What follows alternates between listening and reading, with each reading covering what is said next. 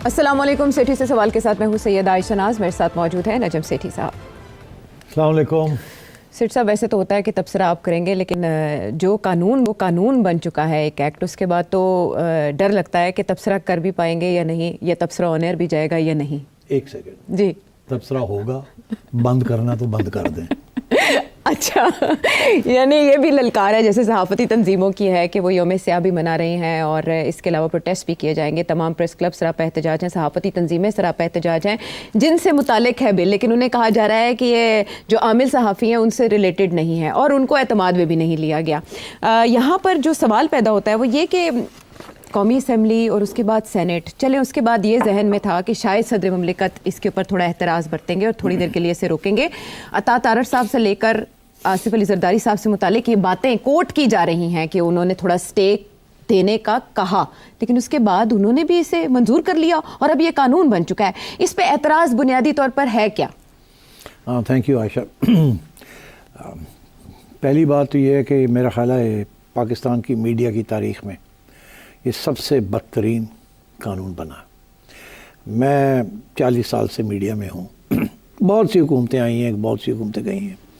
हमने अयूब खान के ज़माने के प्रेस एंड पब्लिकेशन कानून भी देखे हैं, भुगते भी हैं, और फिर हमने बेनज़ीर मोहतरमा के ज़माने में कुछ उस पर रिलैक्सेशन भी देखी। फिर मुशर्रफ के ज़माने में सबसे ज़्यादा रिलैक्सेशन हुई, इलेक्ट्रॉनिक मीडिया को इजाज़त मिली। ये ऐसे लगता है कि हम घूम फिर के अयूब खान के ज़माने में चले गए और ये कहा यह जा रहा है कि ये जमहूरी हुकूमत है या मुंतखब हुकूमत है। तो अब वो जो पीटीआई वाले जो बात करते हैं इस हुकूमत के बारे में कि ये फॉर्म 47 की हुकूमत है, इस हुकूमत के पास कोई पावर नहीं है, ये बिल इस हुकूमत ने नहीं बनाया। और बाय द वे हुकूमत के लोग और पीपल्स पार्टी के लोग अलहदगी में यही कहते हैं कि हमारा इसमें कोई रोल नहीं, हम तो फुल स्टॉप कॉमा भी चेंज नहीं कर सके। तो अगर ये इतने बेबस हैं तो ये फिर क्या हुकूमत कर रहे हैं?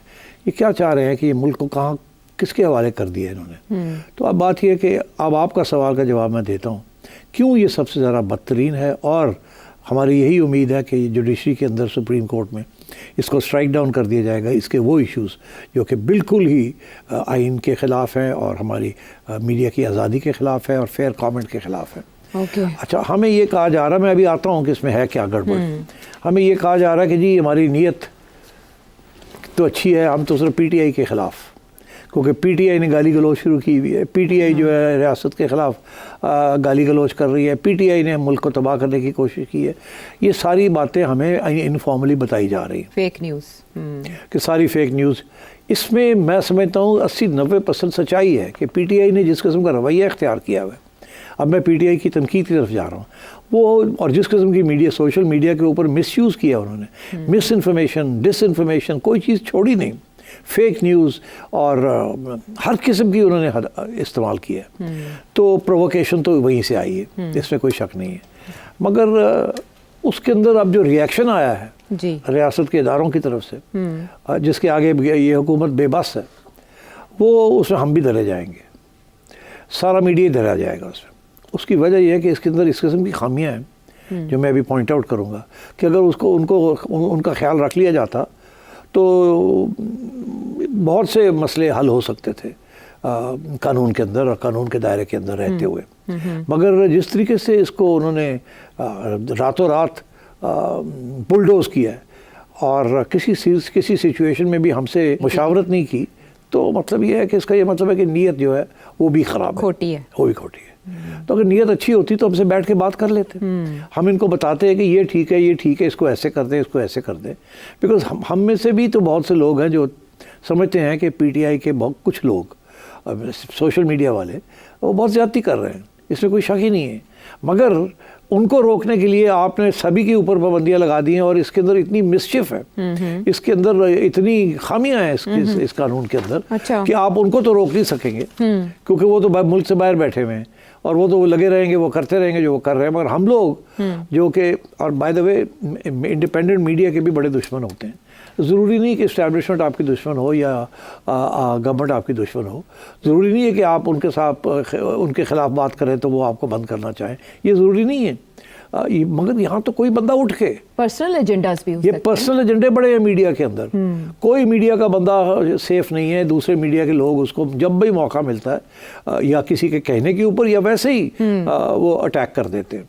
तो ये तो एक आपने खुली छुट्टी दे दी है कि आपको तो हमने सोचा कि अच्छा आपकी नीयत ठीक है, आप कोई गलत काम नहीं करेंगे, ज़्यादती नहीं करेंगे किसी के साथ, और जो लोग जेन्युइनली ये गड़बड़ कर रहे हैं उन सोशल मीडिया प्लेटफॉर्म्स को बंद करेंगे आप। मगर इसमें जिस तरीके से ये कानून बना गया है उसमें इतनी खामियां छोड़ दी गई हैं कि कोई भी सड़क के ऊपर से उठ के और एक कंप्लेंट कर सकता है और उसके बाद नजम सेठी का प्रोग्राम बंद हो सकता है 24 आवर्स के अंदर। 24 आवर्स के अंदर। तो अब मैं आपको बताऊं कि हुआ क्या है, क्या हुआ, फिर उसके बाद मैं आपको बताऊंगा कि इसमें खामियां क्या है। अच्छा, मुझे पहले ये बताएं, क्या रजिस्ट्रेशन अच्छा इकदाम नहीं है कि जितने भी सोशल मीडिया प्लेटफॉर्म्स हैं उनकी रजिस्ट्रेशन जरूरी है? आयशा, इसमें बहुत सी चीज़ें, मैं आता हूँ। अच्छा, ये तो एक ही बात है ना। हाँ। अभी बहुत सी चीज़ें हैं इसमें। अच्छा, देखिए पहली बात तो ये है कि सारे मीडिया के जो ऑर्गेनाइजेशंस हैं इन्होंने गवर्नमेंट को ये कहा था कि हमसे मशावरत कर लें, हमें पूछे बगैर, डिस्कस किए बगैर ऐसा कानून मत पास करें।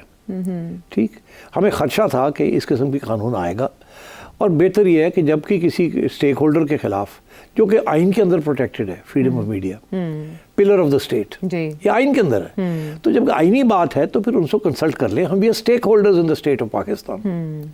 हम पाकिस्तान की स्टेट के खिलाफ नहीं हैं, वी आर स्टेक होल्डर्स। तो इसलिए हम स्टेक होल्डर्स हैं, हमें मशावरत हमसे कर लें। हमारे टॉप 5 बॉडीज, PFUJ हो गया, या PBA हो गया, ये PBA हो गया, ये APNS हो गया, या अमेंड हो गया, ये सारे जो है CPNE हो गया, एंड सो ऑन, इन सब की एक कमेटी थी, उन्होंने कहा था हमसे बात कर लें जी। और मैं आपको बताऊं, अता तारर साहब ने उनको वादा किया, यहाँ तक कि जब अभी हाल ही में प्राइम मिनिस्टर साहब ने एक दावत पे बुलाया सब मीडिया ओनर्स को जी, जो PBA के हैं जी, ब्रॉडकास्टिंग एसोसिएशन जी, 22 जनवरी को जी, 22 जनवरी को। और वहाँ जब ये एहतजाज की बात आई तो प्राइम मिनिस्टर साहब ने, जो मुझे बताया गया है, मैं तो था नहीं वहाँ, मगर मुझे ये बताया गया, ब्रीफिंग मेरी हुई है कि जी प्राइम मिनिस्टर साहब ने अता तारर से पूछा, क्यों भाई अता, ये तो सही कह रहे हैं, मशावरत तो होनी चाहिए। तो आगे से जवाब मिला जी हो जाएगी। अब क्या हुआ उसके बाद? क्या हुआ? उसके बाद ये हुआ कि कोई मशावरत नहीं हुई। एक वादा के बाद दूसरा वादा। अच्छा। एक दफ़ा ये कहा गया कि जी हाँ, जब ये इन्होंने कहा कि मशावरत करें, उन्होंने कहा जी हाँ करेंगे। तो फिर एक दिन कहा कि चलो जी अभी आधा घंटे के अंदर अंदर आपको हम जूम के ऊपर एक मीटिंग कर लेते हैं आपसे, और नेशनल असेंबली में तो पास हो गया, अब सेनेट के जाने जो चला गया वहाँ तो इंटीरियर मिनिस्ट्री की इंटरनल कमेटी है जो कि वो इसको सेनेट की इंटरनल कमेटी है इंटीरियर की, वो जो है देखेगी इसको। तो उससे पहले आपसे मशावरत कर लेते हैं। क्या हुआ? 1:30 बजे कहते हैं मशावरत करनी है, 2 बजे बिल पास करा रहे हैं।